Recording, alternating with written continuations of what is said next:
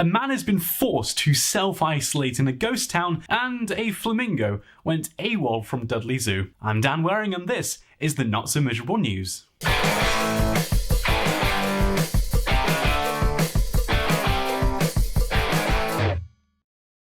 We've got lots to come, so be sure to stay around until the very end, because we will be discussing Captain Tom Moore and whether or not he really is in with a chance of getting that knighthood that everyone so desperately wants him to have. But first, let's take a trip to the animal kingdom.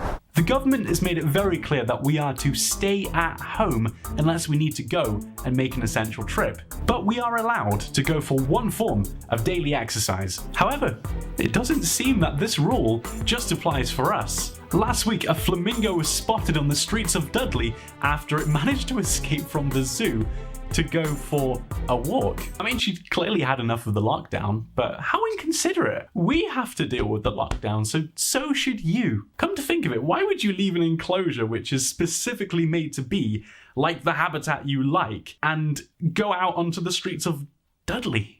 It's not exactly the most beautiful place in the world. Naturally, residents whipped out their phone to take a video of the flamingo, and before long, it was doing the rounds on social media.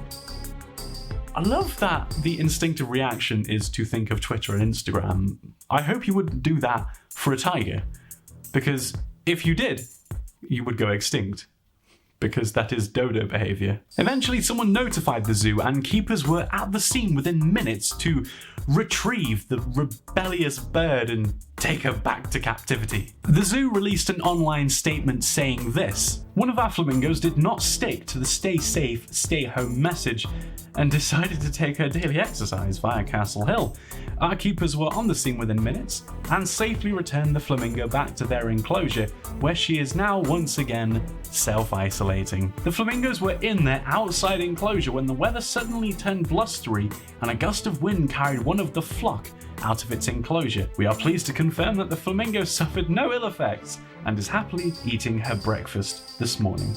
Wonderful. However, it's not the first time that flamingos have been the subject of a zoo escape. They seem to be repeat offenders, apparently. In 2005, one managed to escape a zoo in Kansas. You would have thought that it would have been quite easy to spot a bird like that in the middle of the United States, but apparently it took 8 years for anyone to track him down. The bird was actually found 650 miles away in Texas's Gulf Coast. He actually managed to find a female who had done the same thing from a nature preserve in Mexico. So both organizations met up and they decided that they were going to let these two flamingos go and live the rest of their lives in freedom. Still a better love story than Twilight.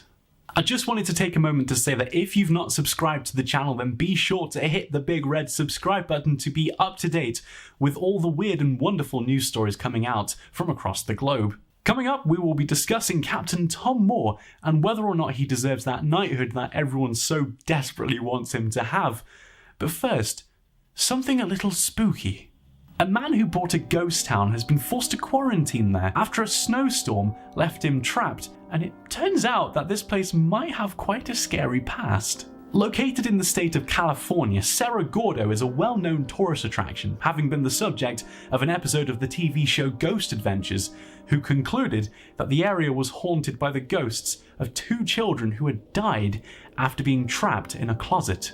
Owner Brent Underwood went there to visit for 1 week, and he has since been there for over a month. Brent spoke to Sky News and said that he arrived during good weather, only for 4 consecutive days of snow to completely trap him indoors. And as he was trapped, the COVID-19 pandemic put the US into lockdown, which pretty much ruined any chances he had of getting away. He says that he's had to resort to melting snow just so he has enough water to drink.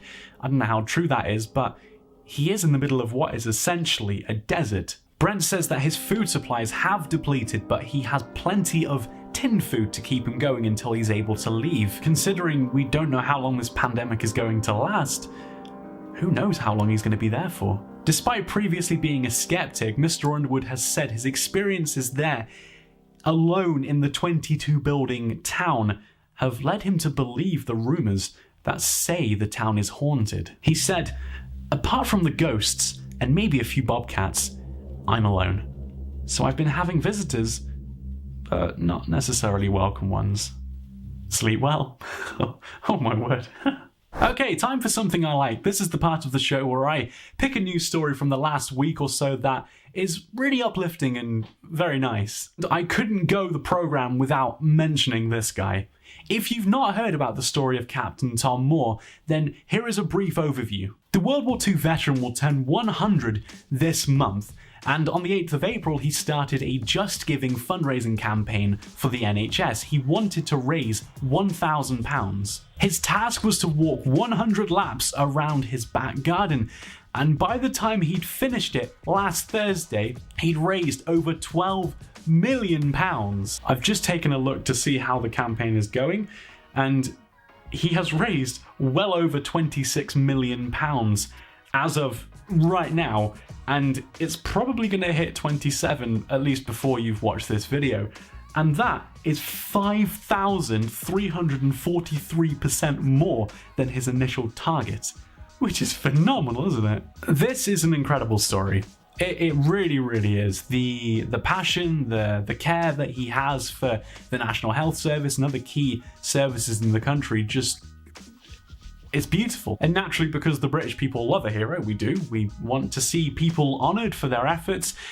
A huge petition was started to try and get Captain Tom Moore a knighthood.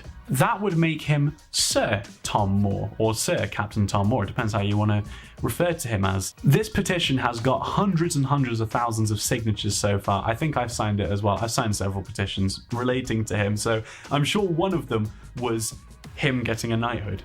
Does he deserve one?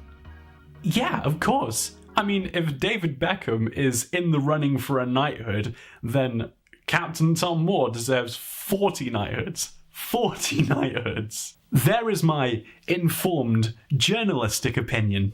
And if you want to hear more of my informed journalistic opinion, then be sure to hit the subscribe button. If you've enjoyed this video, then be sure to give it a big fat thumbs up, because I would also appreciate that very much too. And I'll see you in the next episode of the Not So Miserable News.